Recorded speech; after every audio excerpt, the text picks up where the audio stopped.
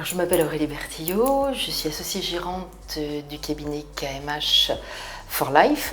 Nous sommes 3 associés, c'est un cabinet familial puisqu'à l'origine c'est la belle-mère d'un de mes associés qui l'avait créé. Le cabinet a été racheté par Guillaume et Nicolas il y a un peu plus, je dirais une bonne quinzaine d'années, voire 20 ans. Je les ai rejoints en 2013 et j'ai été associée en 2016. Et je pense qu'en fait notre association relevait plus d'un partage d'affinités que d'une association, on va dire, capitalistique pure. On a 3 domaines de compétences, mais comme la plupart des gestionnaires de patrimoine, qui sont la fiscalité, le juridique. On a une expertise juridique particulière puisque Guillaume est docteur en droit. Donc tout ce qui est fiscal, juridique, environnemental aussi, parce qu'on fait partie de la Convention des entreprises pour le climat. Donc on est très engagé sur ce plan-là. Et on essaye d'amener nos clients, d'éduquer nos clients à une gestion globale de leur patrimoine en leur apportant toute notre expertise et tous nos conseils.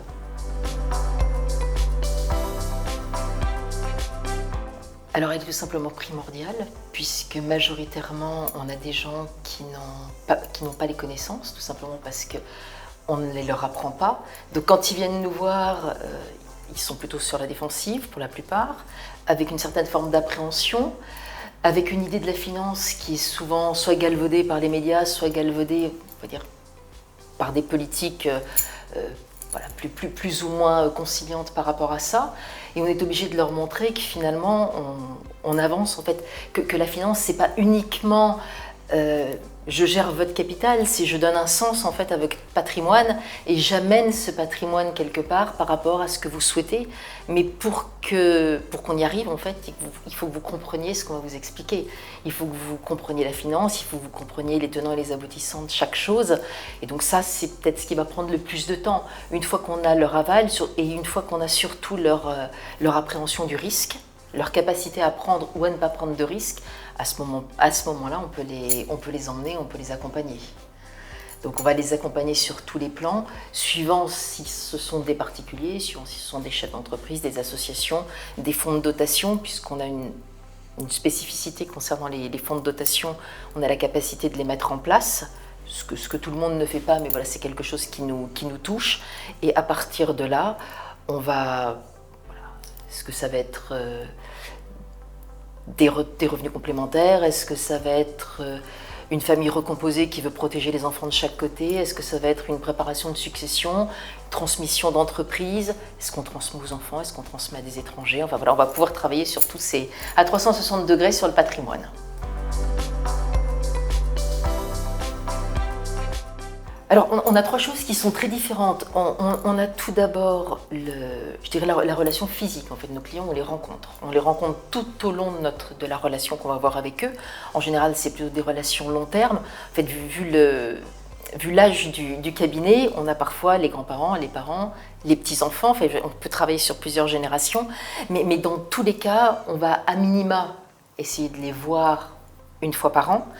Et dans les premiers rendez-vous, enfin en tout cas aux premières rencontres, on va mettre en place toute une stratégie de schéma et d'explication qu'on va revoir avec eux pour qu'ils aient à la fois le visuel et le rédactionnel et encore une fois qu'ils aient une parfaite compréhension de ce qu'on leur propose.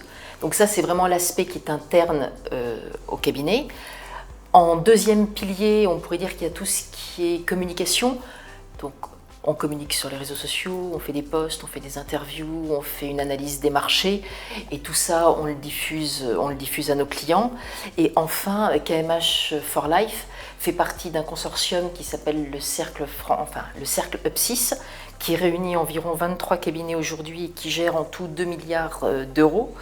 Et on met en commun à la fois des analyses sur les fonds, analyses sur les marchés, à la fois du rédactionnel pédagogique, et ensuite chaque associé du consortium a la liberté de le diffuser à ses clients. Et on a également sur le consortium un globe, un guide patrimonial qui peut être remis aux clients. Donc tout ça permet petit à petit de les élever dans la connaissance de la finance et du patrimoine. Je pense qu'on est bien accompagné par les sociétés de gestion et les compagnies d'assurance. Par contre, il est clair qu'au niveau de l'État, on aurait besoin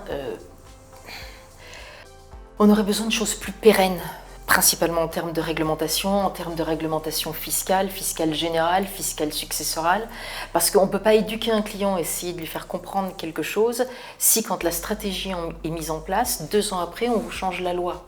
Donc quand nous, on part sur une stratégie moyen-long terme, ce qui 9 fois sur 10 est le cas, et qu'une loi vient vous casser cette stratégie parce qu'on vous dit que la plus-value à 15 ans, elle passe à 22 ou à 30 ans, enfin, après, c'est renouveau, une éducation pour un fait qui finalement est un fait politique et qui ne devrait pas influer sur le conseil qu'on a donné à la fois en toute bonne foi et dans l'intérêt de notre client. En fait, ça peut remettre en cause des choses qu'on a établies pour une famille et je trouve que ça, c'est très dérangeant. Et le deuxième aspect, tout ce qui est économique, juridique, fiscal, alors dans une moindre mesure, devrait être quasiment enseigné dès le plus jeune âge pour qu'on ne se retrouve pas avec des enfants qui viennent de passer leur bac ou qui finissent leurs études d'ailleurs, avec une méconnaissance totale de ces sujets, donc souvent des erreurs de stratégie qui peuvent être plus ou moins graves, ou alors une vision de la finance qui est complètement faussée, alors que finalement la finance, elle peut être vertueuse, elle peut être écologique, oui, ça peut être un cercle vertueux à condition qu'on ne la prenne pas en grippe dès le départ. Donc, je dirais que l'idée, c'est peut-être ce qu'on applique au couple, mais pour la finance ou pour les clients, ça devrait être la même chose.